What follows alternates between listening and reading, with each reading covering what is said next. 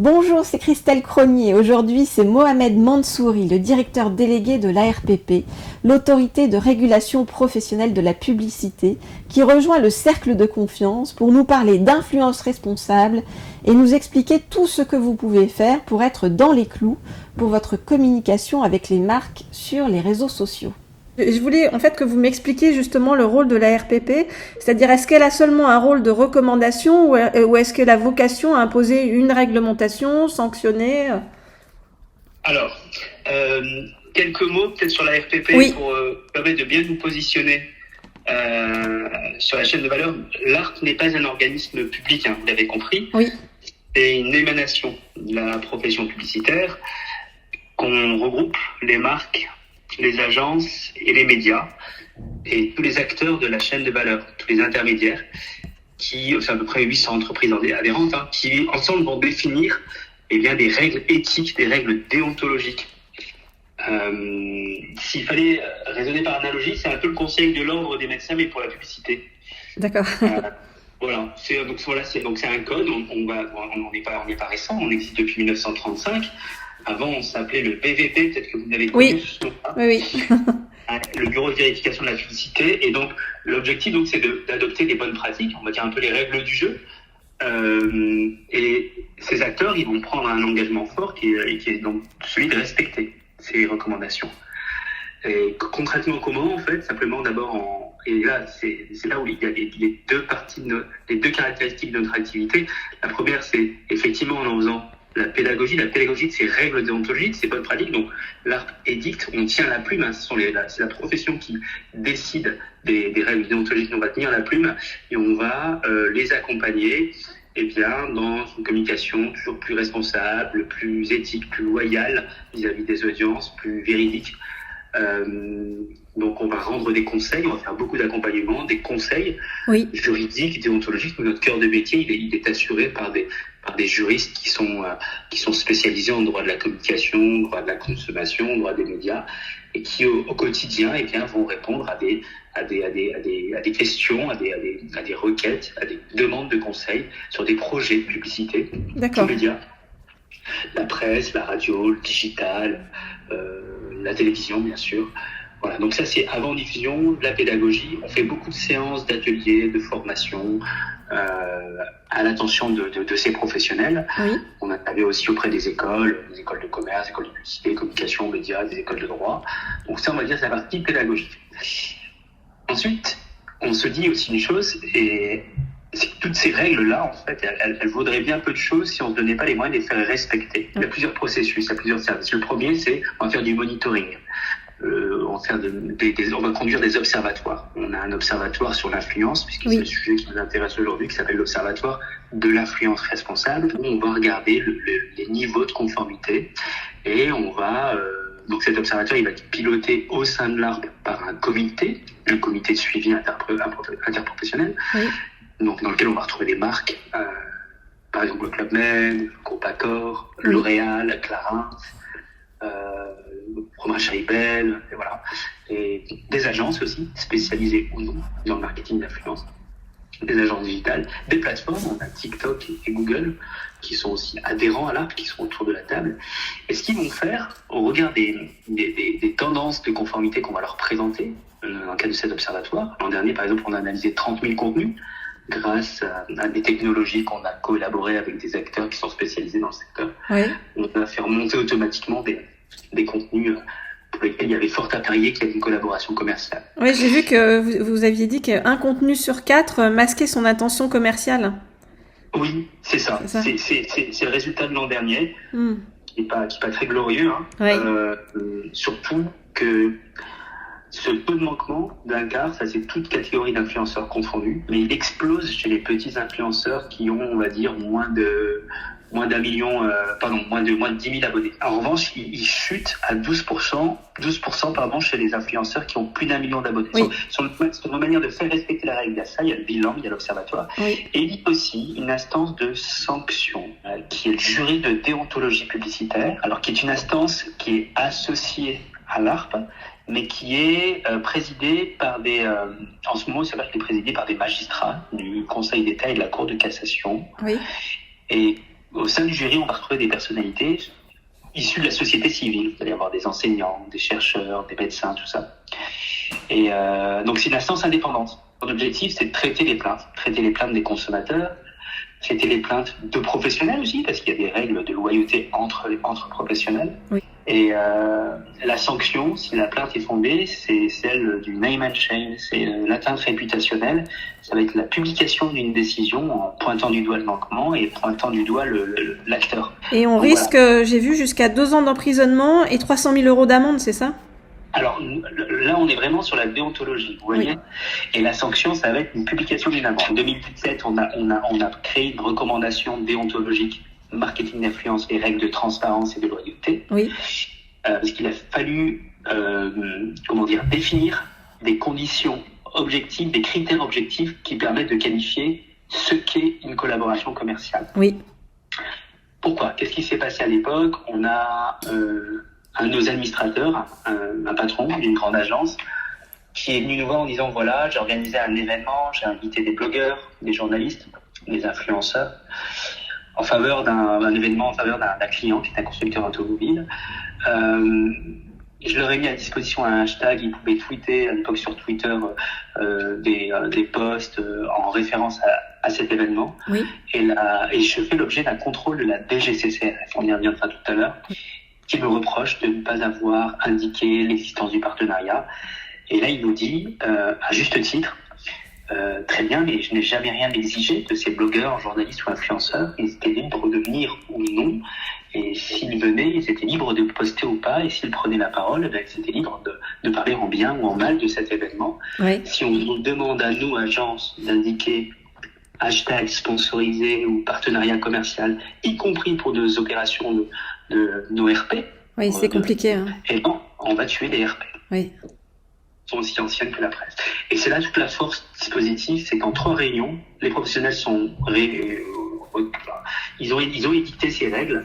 Une règle qui est pleine de bon sens, qui est celle des engagements réciproques. À partir du moment où vous avez un influenceur qui s'engage à créer un contenu en échange d'une contrepartie, oui. Quelle qu'elle soit, ça peut être un paiement, comme une invitation, un cadeau ou un voyage, eh bien, on entre dans la collaboration commerciale, ça caractérise la collaboration commerciale, le partenariat, et celui-ci doit être dévoilé de manière explicite et instantanée. Donc, il doit écrire, en fait, concrètement sur son poste, partenariat sponsorisé. Exactement. Alors, il y a plusieurs manières de le faire. Oui. Alors, le texte prévoit que ce soit explicite et instantané, donc explicite avec des termes qui soient clairs et accessibles à tous. Par exemple, le hashtag ad, qui veut dire en anglais publicité. D'accord. Eh bien, c'est pas, ça nous parle à nous professionnels de communication, des médias, tout ça, mais pour le consommateur dit d'attention moyenne, ad, ça veut pas dire grand-chose. Donc, terme clair, instantané, il faut pas attendre la fin d'une vidéo pour comprendre que ça a été sponsorisé, il faut pas avoir à regarder dans tous les hashtags, il faut pas que ce soit noyé au milieu des hashtags, il faut pas que ce soit... Donc, pardon, j'ai pas compris, mais le hashtag ad, c'est OK pour vous? Non, c'est pas OK. Ah non, c'est pas OK, d'accord, oui, c'est ça. C'est pas assez clair, ouais. Il faut que ce soit explicite pour tout le monde, donc il faut que ce soit en français. Donc il faut qu'il y ait hashtag publicité concrètement, quoi. Concrètement, c'est soit sponsorisé, on peut le dire de plein de manières. Oui. Je suis en partenariat avec, je suis en collaboration commerciale. On peut recourir aux plateformes, aux fonctionnalités qui sont mises à disposition par les plateformes. Par exemple, YouTube, vous avez une petite case à cocher quand vous uploadez une vidéo. Oui. Et ça inscrit en overlay, en surimpression, inclut une communication commerciale. D'accord. Pendant les 10 premières secondes de mémoire, ce qui est largement suffisant. Sur Instagram, on a une fonctionnalité qui s'appelle partenariat rémunéré. Oui. On retrouve pour les stories ou les posts. Donc c'est très bien aussi. Sur TikTok, vous avez un petit interrupteur qui s'appelle Brand Content Toggle. Donc le toggle, ça veut dire interrupteur, donc l'interrupteur de brand content, qui permet d'indiquer la nature commerciale. Oui. Donc voilà, il y a des fonctionnalités qui sont mises à dispo, qui sont bonnes, hein, qui sont conformes. Voilà, et donc le texte prévoyait ça. C'était en 2017, on a fait beaucoup de pédagogie. Ensuite, on s'est dit qu'on allait mesurer. C'est là où on a lancé l'observatoire. Et vous connaissez la suite de l'histoire. Et surtout, le fait que ce soit surtout les petits influenceurs qui ne respectent pas la règle. Cet insight-là, la manière dont il a été interprété par le comité de suivi, en tout cas, l'intuition forte qu'il a pu en tirer, c'est plus l'influenceur grandit, plus se professionnalise, mieux il s'entoure d'agents ou autres, et mieux il connaît la règle. En revanche, les petits influenceurs, ils n'ont peut-être même pas conscience d'être soumis à des obligations, d'être un acteur qui devient un acteur de la chaîne de la valeur, un professionnel qui est soumis à des règles légales, éthiques, qui sont applicables par ailleurs à d'autres diffuseurs, émetteurs, comme des médias et des éditeurs, tout ça. Mais du coup, s'ils le savent pas, quand on les repère, est-ce qu'on va leur donner, on va dire, un avertissement avant qu'ils se prennent une amende ou c'est directement une amende? Alors oui, parce que le cadre légal, c'est celui-ci. Il existe déjà. Il faut identifier la publicité comme telle. Oui. Le fait de ne pas révéler l'intention commerciale, le fait de taire l'identité de la personne pour le compte de laquelle elle est faite aussi, ce sont des pratiques commerciales trompeuses. Et les pratiques commerciales trompeuses, c'est puni par le code pénal et ça peut aller jusqu'à 2 ans d'emprisonnement et 300 000 € d'amende. Ce sont des amendes qui n'ont jamais été de cette ampleur-là, en tout cas pour le marketing, qui n'ont jamais prononcé, parce que typiquement Nabila a été condamnée l'été dernier pour défaut de transparence, justement, parce qu'elle a été rémunérée par un site de crypto-monnaie. C'était 20 000 € d'amende, c'est ça qu'elle a eu, il me semble. C'était 20 000 € d'amende. Ouais. C'était 20 000 € d'amende. Donc c'est la DGCCRF avec laquelle on collabore, on leur a présenté la règle et l'initiative de l'Observatoire, qui dispose du pouvoir de sanctions financières. Ouais. L'ARC, ça reste un organisme d'auto-régulation avec ses dispositifs de sanctions comme le jury par exemple. Oui. Et notre rôle premier, c'est de faire de la pédagogie et aussi auprès des influenceurs, et c'est la raison pour laquelle on a lancé le certificat de l'influence responsable. J'ai vu ça. Et ça, c'est quoi alors le certificat de l'influence responsable ? Alors, le certificat de l'influence responsable, c'est une des actions qui a été mise en œuvre justement pour permettre aux influenceurs de se former, de maîtriser un socle de règles, vraiment les règles de base, légales, éthiques, en lien avec la transparence, mais aussi en lien avec la lutte contre le greenwashing, la lutte contre les stéréotypes sexistes, la protection des enfants, la lutte contre la contrefaçon. Mais comment on fait pour l'avoir ce certificat? Alors quand on est un influenceur, petit influenceur, on va dire lambda.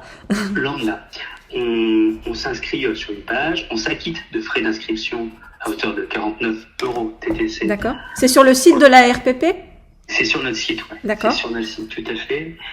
Ensuite, une fois que son profil est éligible à passer le certificat, on lui répond, on l'inscrit à une plateforme, et là, il est invité à suivre un parcours d'un peu plus de 2 heures et demie, on va dire. À l'occasion duquel il va être exposé, on va le former à toutes ces règles-là, les règles transversales, la recommandation développement durable, la recommandation image et respect de la personne, la recommandation enfant, et aussi les règles sectorielles en lien avec, par exemple, l'alcool, en lien avec les jeux d'argent, avec l'automobile, avec le CBD. On a de plus en plus de questions autour du CBD. Oui. Dans ces produits dérivés. C'est ce que c'est ce que j'allais vous demander, parce qu'en fait, enfin pas le CBD, mais pour l'alcool, j'ai vu qu'il y avait un groupe d'influenceurs qui étaient allés à Coachella, par exemple, avec Heineken, et qui avaient diffusé des stories où ils sont sur un bateau, où ils boivent de la bière, en fait. Est-ce que, par exemple, ça, c'est contraire à la réglementation, et là, vous intervenez? Alors, là-dessus, la difficulté est, qui parfois est mal comprise à la fois par la société civile, aussi peut-être par certains médias, c'est que pour appliquer la loi E20, il faut qu'il y ait des engagements réciproques là aussi. Vous pouvez très bien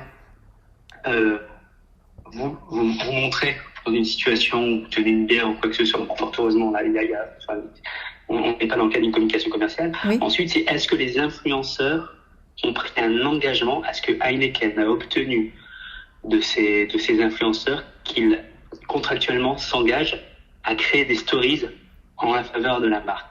C'est là la question. Ah oui, parce si que là, cet engagement qui est pris, là, on est dans une collaboration commerciale et là, la loi E20 s'applique. En revanche, si vous êtes sur une invitation et qu'il n'y ait pas de contrepartie, en fait, que vous restez finalement libre et qu'on mette à votre disposition, peut-être des bouteilles et finalement vous faites vos stories, là, on retiendra plus difficilement l'existence d'une collaboration commerciale, même si la loi E20 est très large, elle vise la publicité directe, indirecte et la propagande. Mais nous, le critère qu'on retiendra pour des raisons de sécurité pour la marque aussi, en fait. C'est que la marque pourrait se retrouver embarquée bien malgré elle dans un cas de non-conformité au regard de la loi Legrand, alors qu'elle n'a rien exigé de l'influenceur. Donc ils vont être formés à tout ça. Une fois qu'ils ils peuvent passer un examen blanc pour s'entraîner. Une fois qu'ils se sentent prêts, ils passent un examen. Et cet examen, il faut qu'ils obtiennent 75% de bonnes réponses. Le but, c'est aussi de préserver la valeur de ce certificat. C'est pas un blanc-seing pour faire n'importe quoi. En tout cas, le but, c'est que ça soit utilisé de cette manière. C'est si jamais on constatait des manquements chez les influenceurs certifiés, on se réserve le droit de le suspendre, voire de le retirer. C'est un certificat qui leur permet à eux, influenceurs, de se différencier sur le plan de l'éthique, à l'égard de leurs audiences, à l'égard des marques aussi. Ça permet aux marques aussi de s'assurer que leurs influenceurs ont bien été sensibilisés aux problématiques de greenwashing, de lutte contre les stéréotypes, de transparence, de loyauté.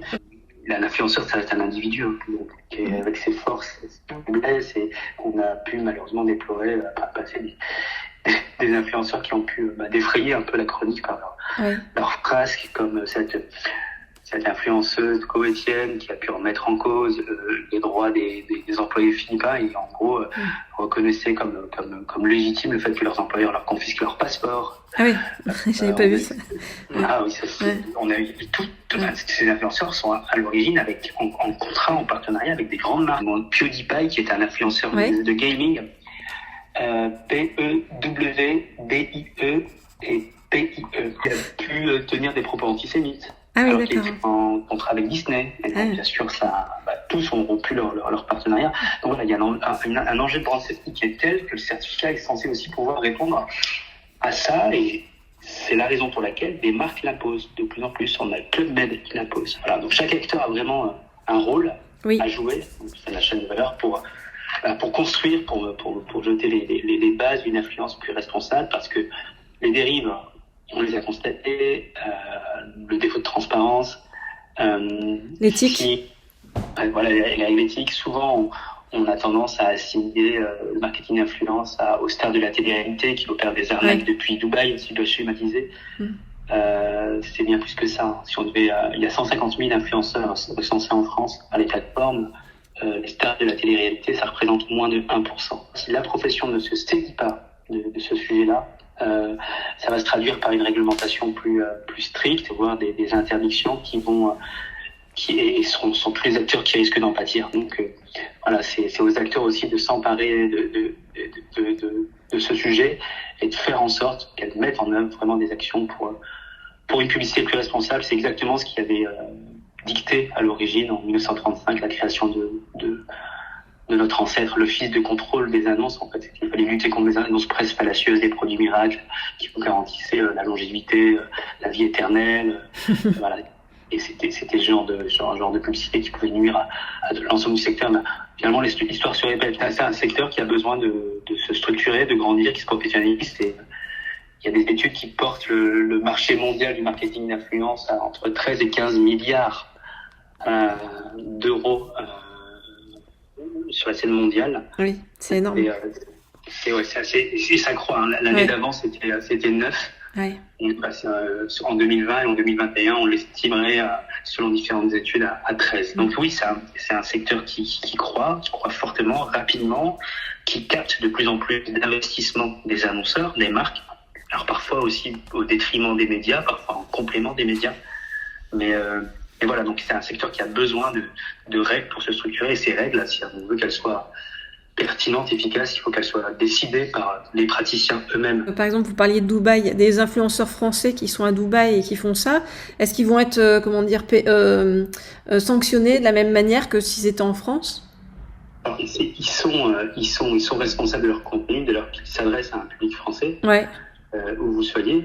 Après, la grande difficulté, c'est d'avoir la coopération des plateformes pour qu'elles puissent, quand on leur signale qu'il y a des contenus manifestement illicites, qu'elles puissent agir promptement pour les bloquer, ces contenus-là. Mais ils engagent aussi leur responsabilité directe et ils pourraient très bien, par le jeu d'une coopération internationale entre polices, pourraient se retrouver effectivement ennuyés.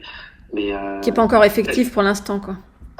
C'est pas encore effectif, mais de nos informations, la DGCCRF souhaite, à juste titre, durcir le ton et lance une enquête nationale qui se traduira par des sanctions réelles sur des influenceurs d'une certaine envergure, à la fois pour défaut de transparence, mais aussi pour des problématiques en lien avec les produits, qui peuvent être des produits contrefaits, qui peuvent être des produits avec d'autres autorités comme des crypto-monnaies extrêmement volatiles et pour lesquelles il y a fort risque d'y perdre toute sa mine en fait, mais en taisant simplement le niveau de risque ou autre, voilà, des problèmes de communication, on va dire, loyale via des produits financiers. Donc là, c'est plus l'autorité des marchés financiers. L'autorité nationale des jeux aussi durcit le ton. Le secteur des jeux d'argent en France est strictement réglementé. Et donc voilà, la loi est claire là-dessus. On n'a pas le droit de communiquer auprès d'un public mineur, d'un jeune public. Oui. Et pourtant, certains opérateurs n'hésitent pas à activer des relais d'influenceurs qui parlent au jeune public.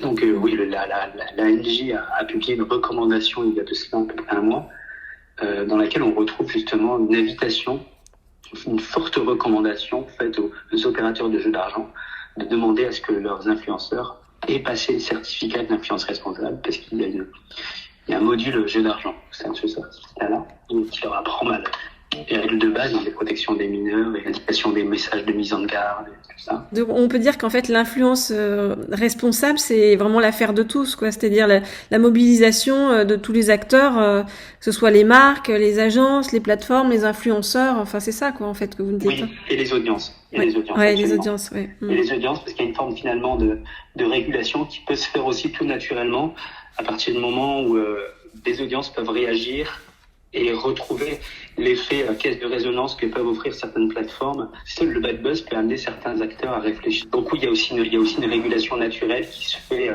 grâce aux audiences. Mais il faut espérer ne pas en arriver là et prévenir plutôt que guérir, et mettre en place les garde-fous. Et en tout cas, on y travaille à la RPP au sein de cet observatoire. Est-ce que vous êtes un influenceur responsable? Question piège.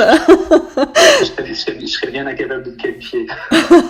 En tout cas, on essaie de porter la bonne parole auprès de tous. Et comme vous l'avez dit, effectivement, c'est vraiment l'affaire de tous les acteurs. Je pense qu'on est tous l'influenceur de quelqu'un et avec des passions, effectivement, vous retrouvez. On vit une époque où on a la chance d'accéder directement au savoir. Il faut juste en faire un usage responsable et surtout respectueux des publics, des citoyens, des consommateurs. Parfait. Merci pour tout. Je vous en prie, merci à vous. Je vous dis à bientôt. Le Cercle de Confiance, le podcast sans filtre qui donne la parole à tous. 100% inspirant, 100% sociétal, 100% optimiste, zéro censure. À retrouver chaque lundi dès 9h sur les différentes plateformes d'écoute. Apple Podcast, Google Podcast, SoundCloud, Spotify, YouTube et encore bien d'autres. Plein de bonnes ondes pour la semaine.